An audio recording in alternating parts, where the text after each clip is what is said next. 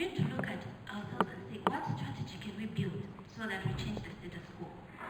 The white man, as a colleague of mine from Zimbabwe shared with me, sat down and said, how can we penetrate the African continent?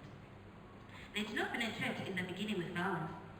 They used a very, very good strategy of coming to bring us Christian values and religion. They used that strategy and penetrated. They came as a good person, managed to penetrate, and they have been here up until now. To sit down and ask themselves to say, how can we ensure we get that power back? But I must again emphasize, power is never given on a silver plate. My question to the professor would be that there are systems that have been created from time immemorial. How can we, as young people, change these systems? The systems that have created corruption, how can we change them? These are systems that are embedded in a lot of Africans, in a lot of us. Even when you look at politics at student level, you look at politics at youth level, it is a reflection of the politics that are going on at national level. How can we change these systems for us to get a different result? Thank you. Je voudrais commencer par remercier le professeur Monguel pour sa présentation et remercier encore les intervenants qui ont essayé de contribuer à ce débat sur la personne de Frantz Fanon et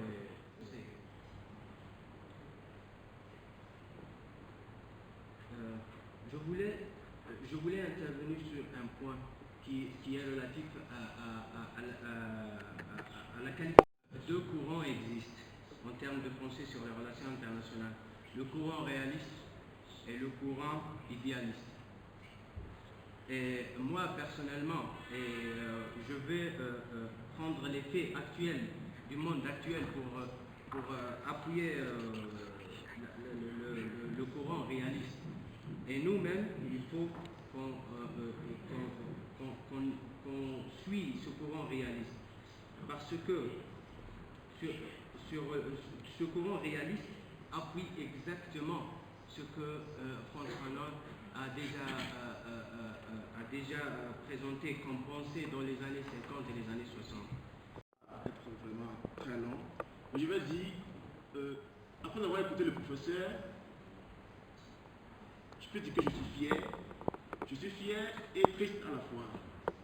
Je suis fier parce que je me rends compte qu'il y a déjà 50 ans, même plus de 50 ans, les enfants d'Afrique ont déjà fait tout le diagnostic. Ils ont posé tout le diagnostic et il ne nous restait que les actions à entreprendre. Mais on a fait 50 ans et c'est comme si on est toujours au statu quo. Et quand on revisite l'histoire de l'Afrique, on nous dit souvent que le continent africain était au premier rang. L'Égypte avec les pharaons et tout. Et quand je vois ça, je me dis souvent, mais qu'est-ce qui n'a pas marché à un moment donné? Et dans cette salle, je dis je suis triste parce que on a dit c'est un forum de jeunes africains, mais je vois certains pays, par exemple, qui n'ont pas envoyé des délégations de jeunes. Ça veut dire quoi? Ça veut dire qu'on n'est pas intéressé en fait. Comme l'a dit mon prédécesseur, c'est comme si on est dans de l'idéalisme, de l'utopie. Ça ne va pas se réaliser. C'est ça qui justifie ma tristesse. Mais je voulais dire, à partir de là, alors que la jeunesse telle que nous sommes aujourd'hui, la jeunesse que nous constituons aujourd'hui, la jeunesse que nous représentons aujourd'hui, nous avons deux grands rôles à jouer, fondamentalement en parlant de militantisme.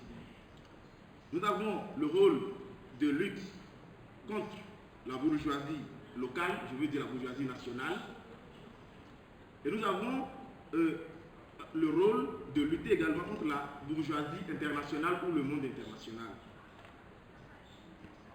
Parlant de la lutte contre la bourgeoisie internationale, par exemple, il y a un jour, je m'étais intéressé à l'organisation internationale qu'on appelle l'OMC, où c'est-à-dire, c'est là on arrange les accords internationaux sur le commerce et tout.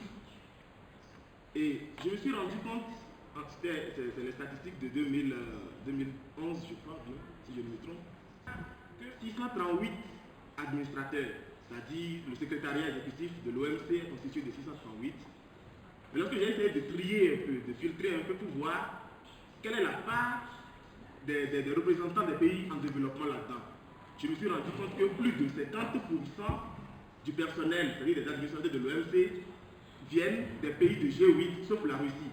Et c'est parce que la Russie ne faisait pas partie encore de l'OMC. Ça veut dire que nous, pays de développement en général, et pays africains en particulier, nous devons nous battre. Et si je dis nous battre, ce n'est pas aller prendre les armes, parce que nous n'allons pas gagner avec les armes, c'est avec les idées, et surtout s'unir. S'unir pour faire face à d'autres personnes qui se sont déjà unies. Et c'est ce que nous oublions souvent. Personnel, je trouve que quelque part, les Africains en général ne s'aiment pas. N'aiment pas également les générations futures. Moi, je suis à Bruxelles, et généralement, quand je discute avec